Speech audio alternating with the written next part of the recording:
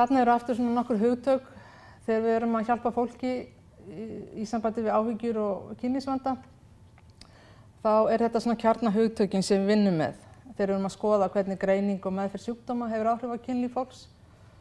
Þá er það kynlífssambandið, það er kynsvörunin, það sem gerist í líkamanum við kynferðislega örvun og það er sjálfsmyndin.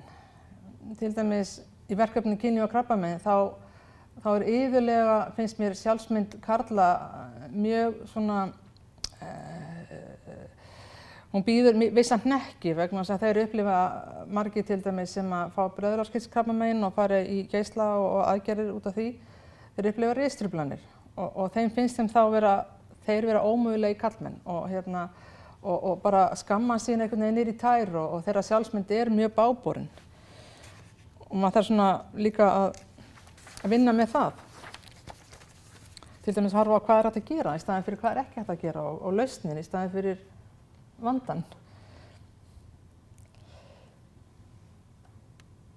En aðeins, já, ég ætla aðeins að halda hérna áfram, en áður en maður tekur þessu upplýsingarsöfnun og parið situr hérna framan, þá er ég vön að segja að hér gildir trúnaður það sem við segjum.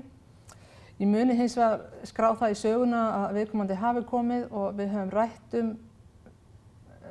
viðkomandi að gefa upplýsingar í sambandi við kynlífsvirkni eða eitthvað slíkt og síðan voru ræddar leiðir til úrbóta eða eitthvað slíkt.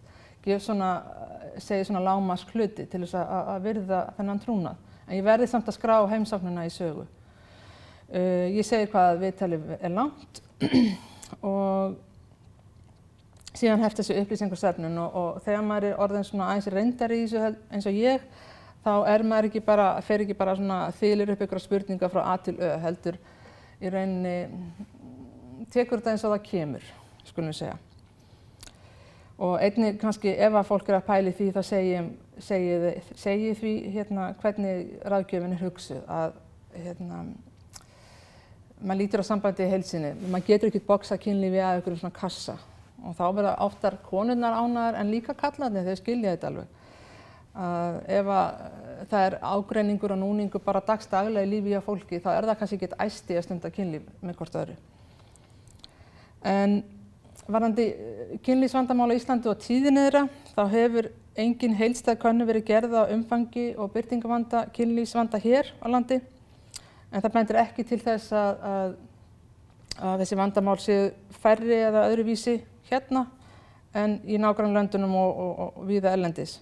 Í danskri þversniðskönnun meðal Dana á aldrinum 16 til 95 ára það hefðu 11% bæði kvenna og karla að upplifa eitt af henni svoköldu klassísku vandamálum í kynlífi og það var að tala um svona vandamálum í kynsvörun.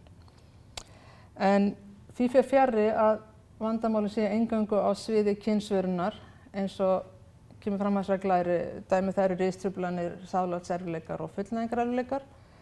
Vandinn er líka á sviði samskipta og eitt vandamál sem er mjög algengt í dag, það er alls konar misræmi í sambandi við kynlöngun og vanþekking hreinlega í því sambandi.